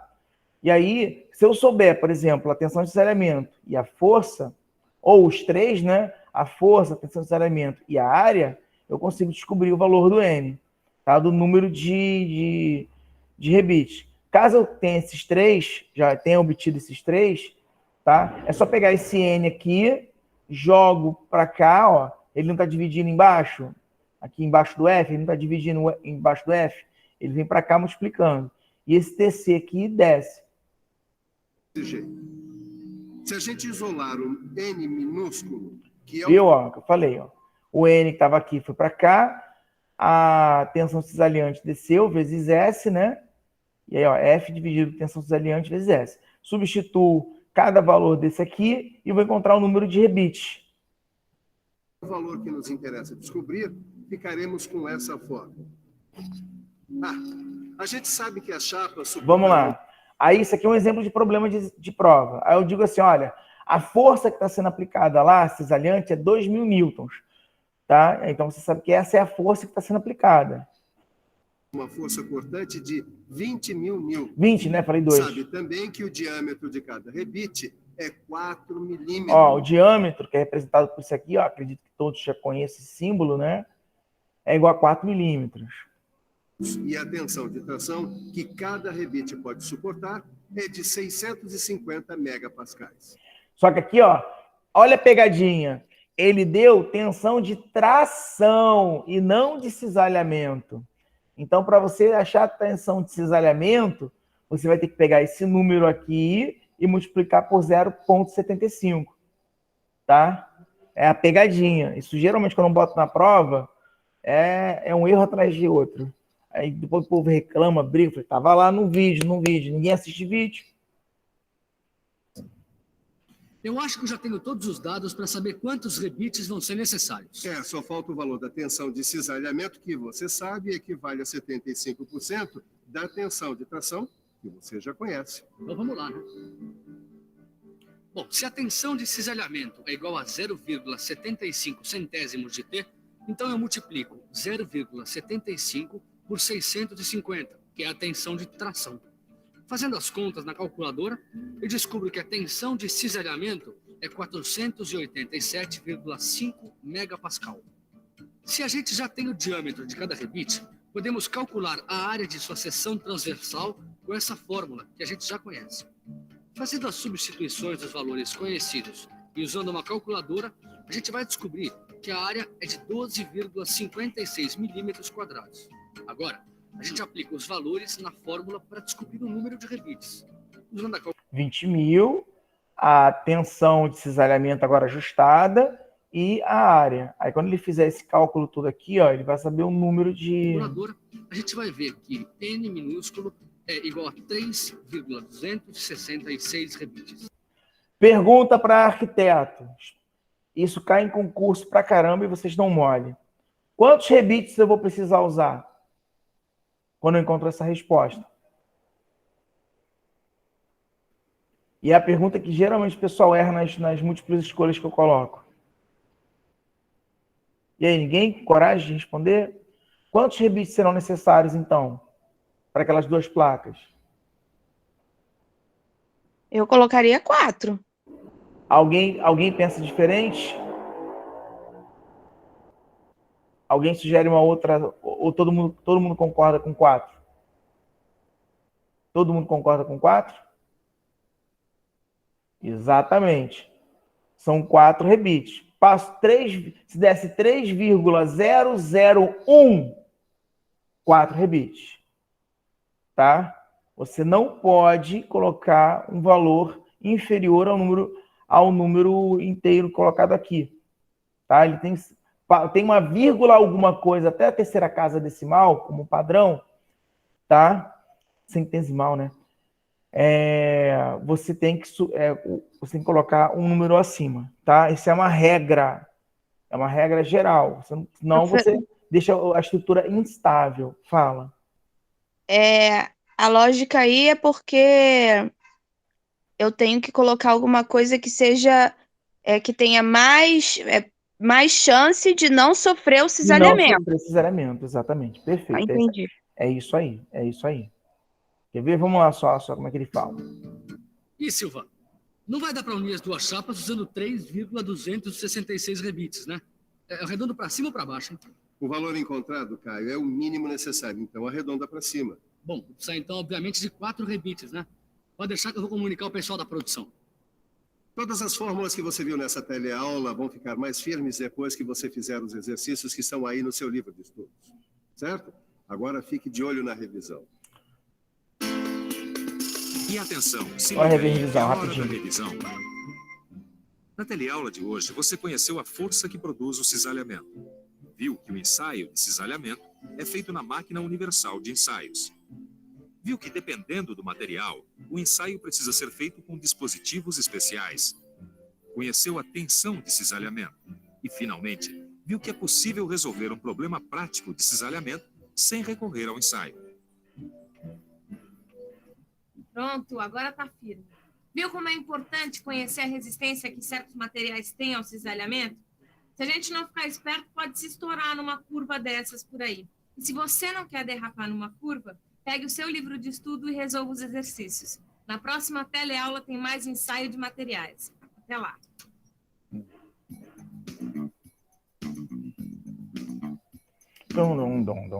Nossa, todo dia quando vinha essa musiquinha, nossa, sabia que tinha que dar aula. Aqui é exercício, aqui é exercício, e aqui é outra. Ah, isso aqui é a aula normal, isso aqui é meu coisa. Vamos lá. Antes de passar esses 2 exercícios, nós vamos vir para cá, esse carinha aqui. Deixa eu voltar só um pouco antes disso aqui. Vamos lá. Então, discordâncias e sistemas de escorregamento, tá? Que a gente não consegue ver isso de forma muito clara, muito simples. Mas imagine um emaranhado, uma estrutura emaranhada, tá? Por exemplo, vamos imaginar essa estrutura aqui, tá? Esse material que vocês estão olhando. Esse material que você está olhando, você vai ver que ele tem pontinhos, cada um na sua posição, exatamente no seu ponto crítico, tá? E aí, para que eu consiga fazer com que esse material rompa, quebre, deforme, eu preciso fazer com que essa estrutura se desloque para alguma direção, para algum local. Agora imagina isso em tamanho microscópico. Tá? Em tamanho microscópico, imagine um... Peraí. Acho que está ali. Peraí. Droga, esqueci de pegar o... Só um segundinho. Peraí, rapidinho. Garotinho, peraí. Ai, Jesus. Ai, caramba. Bosta. Aqui, voltei. Voltei ou não voltei? Voltei. Ai, Jesus. Vamos lá. Tcharam! Sabia que eu ia lembrar dele. Tá vendo isso aqui? Imagine o seguinte, eu tenho aqui esse meu cubo mágico, tá? E cada posição desses quadradinhos aqui correspondem a um átomo, uma estrutura atômica, tá? E essa estrutura atômica aqui, que representa cada quadradinho... Ah, outra coisa. Quando eu falo, grãos é como se fosse assim, ó, por exemplo, esses amarelos aqui representam um grão, esse aqui representa um grão, ó, esse aqui representa um grão, tá? Grãos são um conjunto de cores que são iguais, ó, esse aqui é como se fosse um grão, tá? Ó, como se fosse um grão. E aí a construção de vários grãos forma uma estrutura cristalina. Mas, de qualquer forma, é o seguinte, o que é as discordâncias? A discordância é exatamente isso aqui, ó, que eu acabei de fazer, ó, tá vendo? Ó? Isso é uma discordância na estrutura cristalina do material. Ou seja, existe um ponto no material, na estrutura do material, que não casa com outro coleguinha, tá? Uma estrutura cristalina, ela pode ter ou não discordâncias, tá? Imagina que cada quadradinho desse meu cubo mágico aqui represente, por exemplo, um átomo, tá bom? Então, eu posso, para que eu consiga fazer com que um material ele deforme, amasse, quebre ou gere alguma ruptura, eu preciso deformar o material. Eu preciso que haja um deslizamento nas discordâncias, formando uma outra estrutura. Isso, às vezes, acontece de tal forma que eu não consigo mais retornar às características originais desse material, porque eu mexi tanto nesse material que agora, os lados agora, eles são, ó, já possuem outras características, que não mais as características anteriores. Ou seja, quando eu quando eu deformo um objeto, tá? A estrutura cristalina desse objeto, que forma a característica mecânica, elétrica, química, refletiva dela, muda, tá? Então, deixa eu voltar lá para a apresentação. É basicamente isso que define as discordâncias de sistemas de escorregamento. Aqui eu tenho alguns exemplos. Por exemplo, aqui, dependendo do tipo de material, cada plano, quando você pegasse esse cubo aqui e cortasse ele em determinadas direções, tá? Para cada tipo de plano cristalino, eu tenho uma melhor deformação, um melhor escorregamento, uma melhor facilidade para movimentar ou para deformar um determinado tipo de material. Aí tem os exemplos. A gente não vai precisar decorar isso aqui, não. Isso aqui é para ser um entendimento geral do que acontece microscopicamente dentro da estrutura cristalina. Então, ó, por exemplo, o cobre, o alumínio, o níquel, o chumbo, o ouro, a prata e o ferro alfa, eles têm um melhor deslizamento, ou o deslizamento ocorre dentro do plano cristalográfico, é esse plano aqui, ó, que desliza, tá? Aí nós temos tem um ferro alfa, acho que esse aqui é o vanádio, molibdênio, e esse aqui é o latão, né? Latão, acho que brass é latão em inglês. Enfim. E aí tem lá um plano de escorregamento. Então, para cada tipo de material, metal, ou até uma estrutura iônica, tipo cloreto de sódio, cloreto de magnésio, possuem estruturas cristalinas que elas têm os planos preferenciais para deslizar, para deformar, tá? E é isso que faz o material ter uma característica diferente quando você altera esses planos cristalinos. É por isso que quando você, por exemplo, pega um determinado metal e deforma, a parte onde ele deformou está opaca, por exemplo, porque os planos cristalinos estão deformados de tal forma que a luz bate ali e não reflete mais com o mesmo ângulo, tá? Ou seja, com a mesma nitidez. Vamos lá. Nossa, tá quente. Deixa eu já encher a casa, porque tá começando a esquentar. Vou fazer um striptease para vocês aqui, só de... Pronto. Fazer um atentado ao pudor. Aí, vamos lá. Agora vamos na conta desse trem, tá? Ai. Bom, tração simples ou tensão uniaxial, tá? nesse caso, ela é aplicada sobre o corpo e é perpendicular às suas superfícies. Eu tenho um objeto, eu estou tracionando esse objeto. Quando eu traciono esse objeto, ele tende a aumentar de tamanho, tá? A consequência dele... Ué, cadê a flechinha que estava aqui? Aqui. Ele tende a aumentar de tamanho, por motivos óbvios, tá? E a seção transversal tende a diminuir. Ó, aí nós vamos ver aqui, por exemplo, ó, aqui eu tenho a tensão, que é representado geralmente por esse... Isso aqui é se eu não me engano, é um delta minúsculo, tá? É um delta minúsculo, não é Rho, não. Rho parece um P meio torto. Isso aqui é um delta minúsculo, tá? Esse aqui é o delta maiúsculo, é um triângulo. Então, delta, que é a tensão, que a gente chama de tensão, ou tração simples, é igual a força aplicada. Cadê o... Meu Deus, o mouse some. É igual a força dividido pela área inicial da seção transversal. Molezinho. Pegou a força. De novo, cara, a droga do mouse some. Molezinha, pegou a força, multiplicou, dividiu pela área, achou a tensão. E a unidade de tensão é megapascal. Tá? Temos um outro dado, uma outra característica com relação aos efeitos da tração sobre o objeto, tá? Que é a deformação de engenharia, que utiliza esse epsilon, que esse é estiloso aqui, tá? Que é o epsilon. A deformação de engenharia é o quanto vai variar a minha deformação, meu comprimento, pegar o que ele tinha no início e diminuir pelo que ele tem no final, né? O que ele variou de tamanho, que pode ser tanto positivo quanto negativo. Positivo, se a deformação for positiva, é porque eu estou tracionando, tá? E se a deformação for negativa, é porque eu estou comprimindo, tá? Tracionando ou comprimindo. Então, grava isso é importante, tá? Pegadinha de prova.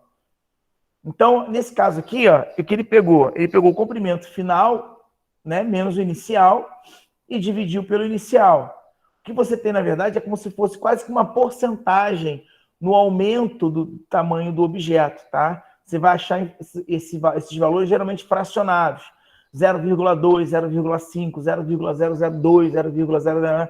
É sempre 0, alguma coisa. É muito raro você encontrar alguma coisa igual a 1. Quando você encontra uma deformação igual a 1, significa que ela deformou 100%, tá? Ou seja, ela dobrou o tamanho. Geralmente não é comum isso no cotidiano, tá? Isso aqui, no caso, é o coeficiente Poisson, que é o clássico que cai em concurso. Em concurso, isso cai pra caramba, o coeficiente Poisson. Porque geralmente passa, né, desapercebido na área da arquitetura e as pessoas não se ligam muito com relação ao coeficiente Poisson. O coeficiente Poisson, ele está alinhado à estricção, ao quanto ele diminui a seção ou aumenta a seção reta, tá? O material, se ele sofre tração, lembra? A seção reta desse material ele tende a estrangular. E quando ele comprime, a seção reta dele tende a expandir, tá? E aí isso a gente chama de coeficiente Poisson, tá? E como é que a gente calcula ele? Cadê a droga da setinha que sumiu do nada? Como é que a gente calcula ele? A gente pega o que aconteceu, a deformação que acontece em X, dividido pela deformação, deformação dada no problema, tá? Enfim, ou a deformação em Y. A gente vai fazer um exercíciozinho bem simples e vai ser bem tranquilo. Mas é só basicamente você pegar a deformação em X, porque olha só, se você considerar que isso aqui é Y, você vai dizer para mim qual foi a deformação que aconteceu em X, quer dizer, que houve de mudança na sensação reta, de aumentar ou diminuir, tá? E divide pela deformação da tração mesmo normal, quando ele foi tracionado e ele houve uma deformação. E aí você usa aquela equaçãozinha anterior, tá? Ó, do comprimento. Final menos inicial, dividido pelo inicial. Tá? Quer dizer, você tem dois cálculos que você precisa saber. E aí você tem o coeficiente Poisson. Tá? Esse coeficiente Poisson é exatamente isso. Ele é um dado de porcentagem com relação ao que vai acontecer no material. Se ele vai deformar diminuindo a seção reta ou aumentando a seção reta. E chegamos Na nossa segunda equação geral, tá? Que diz o seguinte, que tensão é igual a módulo de elasticidade, tá? Vezes a deformação. O módulo de elasticidade ele também pode ser chamado de módulo de Young ou módulo de rigidez, tá? Módulo de Young é para concurso. Quer dizer, geralmente eles pedem para identificar o módulo de Young. Aí o cara olha assim, porra, nunca me explicaram isso na faculdade. Na verdade, explicaram sim. O tio Everton explicou. O módulo de Young é o módulo de elasticidade. O que é o módulo de elasticidade? É o grau de rigidez do material. Quanto mais duro for o material, maior é a rigidez. Então, como é que a gente sabe disso? Por essa reta aqui, ó. Quando essa reta vai, ela vai chegando mais próximo à vertical, mais rígido, mais duro é o material. E quando ele vai ficando, quanto mais para baixo essa reta for chegando, mais mole é o material. Então, para cima ele está duro, para baixo ele está mole. Para cima ele está duro, para baixo ele está mole. Vida que segue. Então, quanto mais essa retinha subir, mais em pé ela ficar, mais duro é o material. É a reação do material. Isso é chamado de módulo de rigidez. Tá? E é dado em megapascal ou pascal, que é a unidade dela. Oh, meu Deus, tô querendo passar aqui a bosta. Gente, o mouse some do nada. Bom, aqui tem alguns exemplozinhos básicos para a gente entender, tá? Com relação ao módulo de elasticidade. E também, ó, além do módulo de elasticidade, tem um módulo de cisalhamento, que a gente acabou de ver em vídeo agora. E ainda tem um acréscimo coeficiente Poisson, caso você precise do coeficiente Poisson. Aqui tem em gigapascal e PSI, tá? Só para vocês entenderem. Só em gigapascal e PSI. E assim, a gente vive assim. Bom, aqui eu tenho uma liga metálica, alumínio, tá? Uma liga de alumínio. Ó, ele tem geralmente 69 gigapascal, tá? Já o cisalhamento dele, ó, note que aquela formulazinha do 0,75 não bate para módulo de elasticidade. Só é utilizado para tensão, tá? Ó, latão, 97 gigapascal, né? Latão é o brass em inglês. Ó, o módulo de cisalhamento dele é 37 gigapascal, e assim você vai vendo. Magnésio, aço, pode ver, ó, tem alguns materiais aqui que tem um módulo de elasticidade, um grau de rigidez muito elevado. Um tungstênio, titânio é 107, tungstênio é 407. Tungstênio é quase quase considerado um material cerâmico, porque o tungstênio é tão duro que se você deixar a peça cair no chão, ela racha, ela quebra. Tá? O tamanho é o grau de dureza do material. Tá? Então, só para, em geral, os valores dos módulos de elasticidade para os materiais cerâmicos são características maiores do que para os metais. Tá? Você sabe que o material é cerâmico, porque o material cerâmico, por exemplo, o concreto, tá? O módulo de elasticidade dele é quase na vertical, quase na vertical. Tá? E já se você for olhar um material plástico ou um material muito maleável, tá? O módulo de elasticidade dele é baixinho. Tá? Uma outra coisa que eu acabei de esquecendo de falar é o seguinte. Tá? A gente usa a lei de Hooke, mas essa fórmula só funciona, tá? No regime que a gente chama de regime elástico, que é a reta, primeiro desenho, a primeira ação que o material sofre, ele reage, tá? Ele apresenta a característica de uma reta no gráfico, tensão e deformação. Tá? Cadê a bola da setinha? A setinha sumiu de novo? Meu dedo? Ó, gráfico tensão, deformação, tá? E a gente trabalha essa região aqui, ó, da reta, é região elástica, tá? E o módulo de elasticidade, ou módulo de Young, ou módulo de rigidez, tá? Trabalha exatamente utilizando a lei de Hooke, que é a lei massa-mola. E ela, se você calcular a tangente, esse aqui, ó, se você tiver um ângulozinho, a tangente desse ângulo é também o módulo de elasticidade, tá? Se você calcular a tangente, ó, que é cateto oposto sobre cateto adjacente, você também encontra a elasticidade do material, o módulo de elasticidade do material, tá? Bom, vamos lá. Aqui nós temos a tensão e deformação para cisalhamento simples. A gente já viu lá no exemplo, viu lá no videozinho lá do telecurso, né? Que a tensão é igual a força dividido pela área, e é só o que a gente precisa saber para hoje, para isso, tá? O restante das equações aqui embaixo não nos diz respeito e a gente não vai usar, a gente não precisa desse nível de profundidade. Aqui já é um ensaio que nós vimos na semana passada, né? Que aquele senhor fez lá no vídeo da semana passada, que é um ensaio de tração, tá? E aí, dúvidas, é só olhar lá, ou então depois a gente vai conversando. E aí nós chegamos à famosa curva tensão-deformação, que vai ser para explicar para a semana que vem. Aí nós vamos agora trabalhar nos exercícios. Quando for semana que vem, acabou a aula, que bom. Não, acabou não. Vamos lá. Deixa eu abrir aqui para vocês.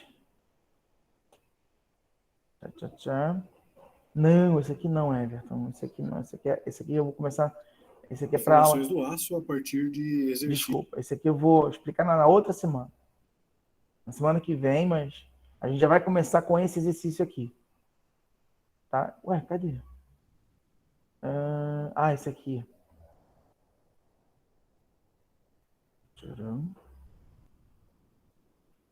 Ó, aconselho muito, é muito bom, tá? O Responde Aí. Vale a pena, tem muita coisa na área de arquitetura, o que vocês imaginarem tem aqui. Tá? De exercícios, cálculos. É muito bom. Tô dando propaganda, mas é bom mesmo. Tanto que é o site que eu recomendo, onde eu tiro alguns exercícios de prova. Tá? No Responde Aí. Depois eu vou mandar o link para vocês e vou mostrar quais são os principais exercícios que eu vou provavelmente retirar.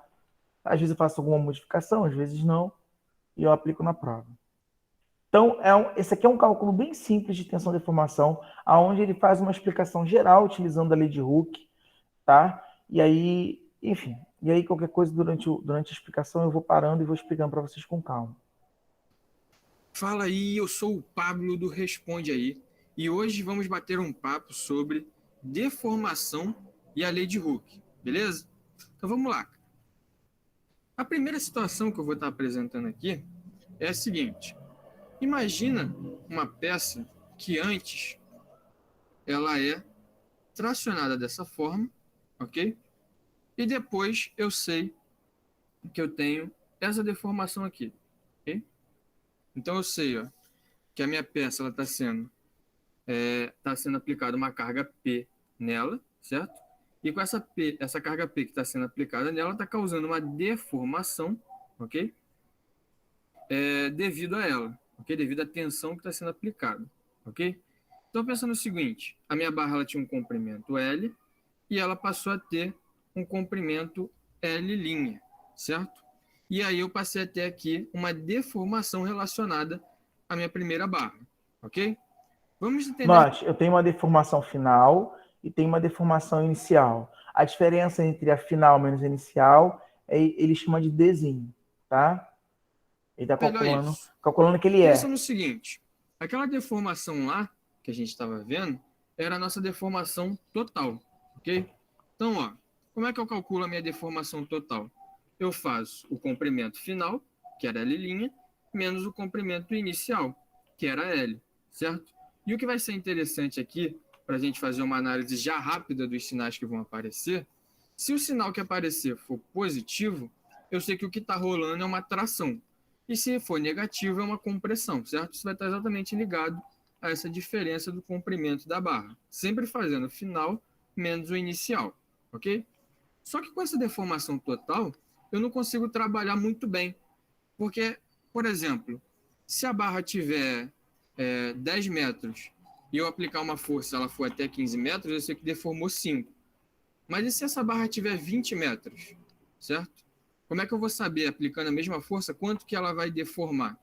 Para eu descobrir como é que isso vai funcionar, eu tenho que analisar a minha deformação específica. O que é a deformação específica? É uma deformação em metros por unidade de comprimento. Ela é exatamente a minha deformação total, que era L' menos L, dividido pelo comprimento inicial da minha barra, certo? Então, a deformação específica é igual a deformação total dividido pelo comprimento. E como eu falei, ó, essas unidades aqui podem aparecer, ou seja, uma deformação de centímetros por comprimentos em centímetros, né?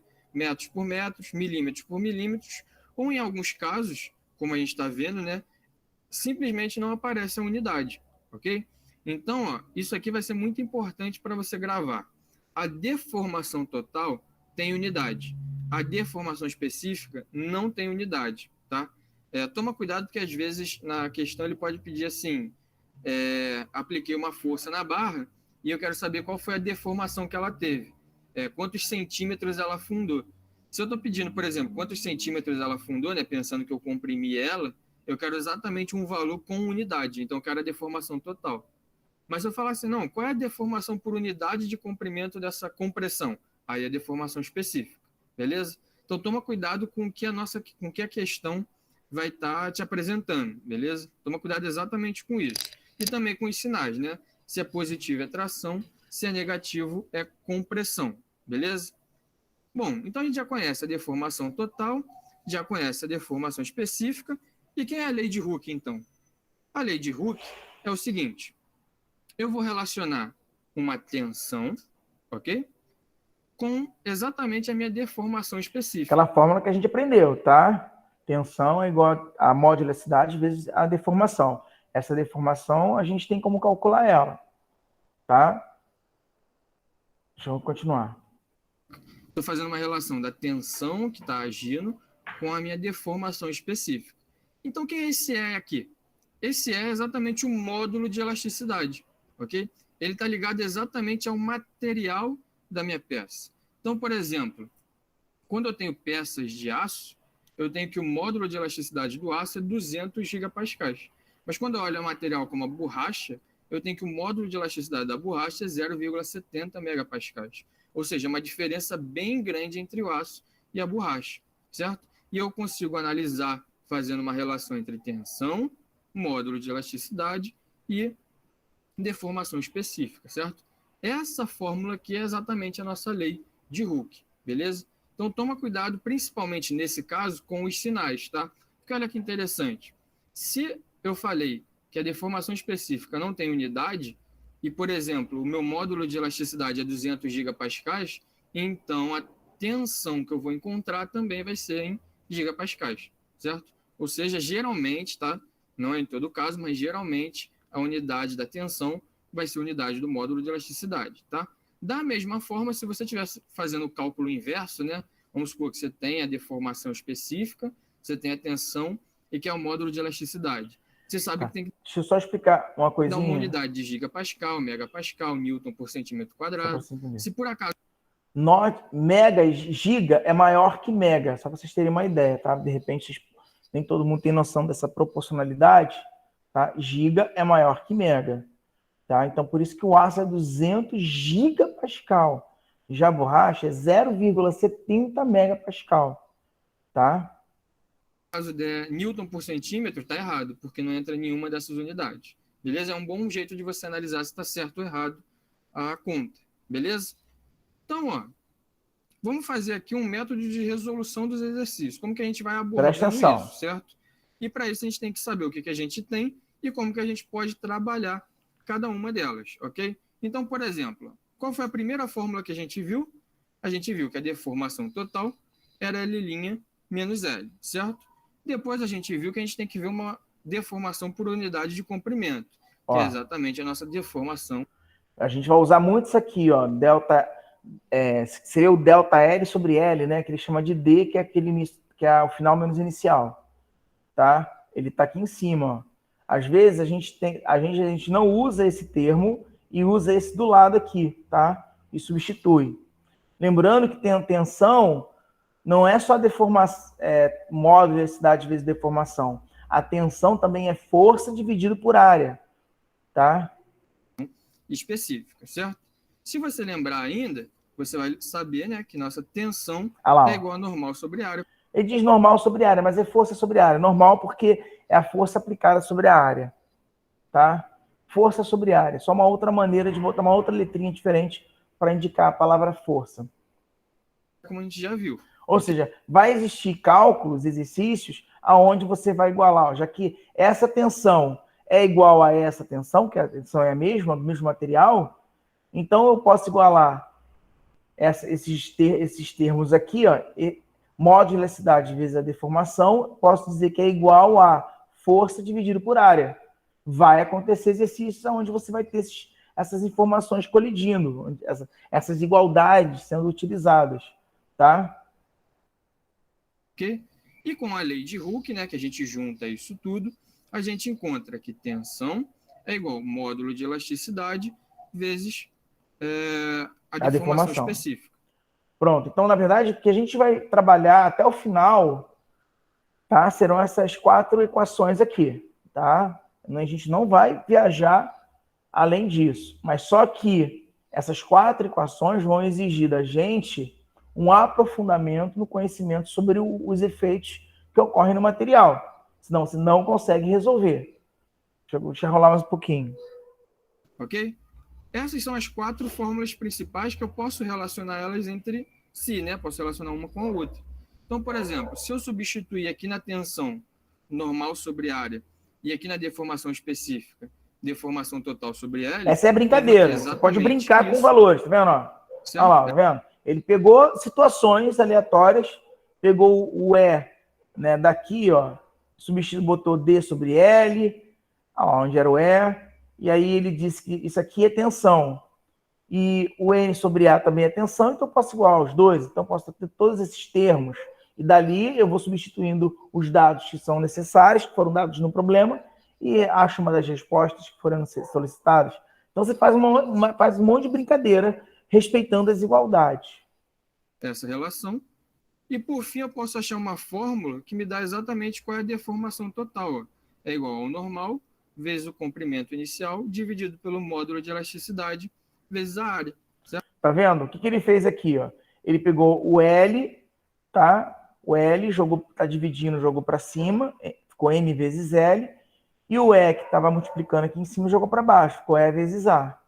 E aí ele conseguiu dizer, ó, então a deformação linear é igual a N vezes L dividido por E vezes A. Então você também precisa saber que isso aqui é força, isso aqui é comprimento inicial, que isso aqui é o módulo de elasticidade e isso aqui é a área, que também pode ser representado pela letra S, tá?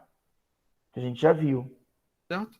Ou seja, tem uma fórmula que me dá exatamente a deformação total. Lembra que eu falei ainda agora? Imagina que tem um exercício de compressão, que se você comprimir a peça, eu quero saber quantos centímetros ela afunda.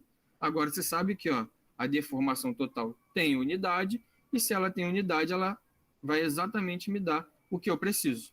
Ok? Beleza? Então esse é o método de resolução do exercício, que a gente pode seguir esse passo a passo, e a gente já conhece também a lei de Hooke. Ok? Mas pensa na seguinte situação agora, uma segunda situação que eu vou estar apresentando para você. Imagina uma barra com vários segmentos. Esse caso aqui. Concurso, tá? Isso já caiu em concurso, de verdade. A gente vai resolver ela, ok? Então, ó, eu tenho aqui uma barra maior, né? Que ela tem um comprimento L1, tem um módulo de elasticidade dela, tem a área dela e tem o normal dela. Tem uma segunda barra, que tem um E2, uma área 2 e um normal 2. Tem uma terceira barra bem fininha, que tem um E3, um A3 e um N3. E eu falo assim, pô, qual é a deformação total dessa barra aí? Olhando de cara, pode parecer que é algo absurdo. Como é que eu vou calcular a deformação total dessa barra com 3 segmentos diferentes? Mas é muito simples. Pensa da seguinte forma, ó. A minha deformação total vai ser a deformação da barra 1 mais a deformação da barra 2 mais a deformação da barra 3, certo? Mas eu já não sei qual é a fórmula de deformação para cada um deles. Não é normal vezes comprimento sobre o módulo de elasticidade vezes a área. Eu posso chegar exatamente ó, nisso aqui, certo? Ou seja, eu sei que a minha deformação total é N1 vezes L1 sobre A1 vezes A1, mais N2 vezes L2, e assim por diante. Viu, notou? Você não precisou descobrir quanto que é o D1, D2 e D3 de cada um. Você já, fazendo aquela manipulação matemática, aquele preâmbulo matemático lá, dos dados, ó, você consegue Todas essas informações são informações fornecidas no problema. É 1A1N1L1, tá? Ó, todos eles, ó, todos. E aí é só você substituir aqui no problema e encontrar a resposta para a deformação Eu total. consigo calcular exatamente a deformação Linear. total com uma barra de vários segmentos. E se eu tiver um número de segmentos indefinido, segmentos infinitos, né, vamos dizer assim, aí você vai ter Aí é o nosso somatório. Isso seguinte aí já não caso é, aqui, ó. aqui já não entra mais dentro do nosso escopo. Isso aqui é mais para o pessoal da engenharia mecânica e tal, que é somatório de N valores e tal. Isso aqui esquece, tá? Não viaja nessa parte aqui de baixo, não.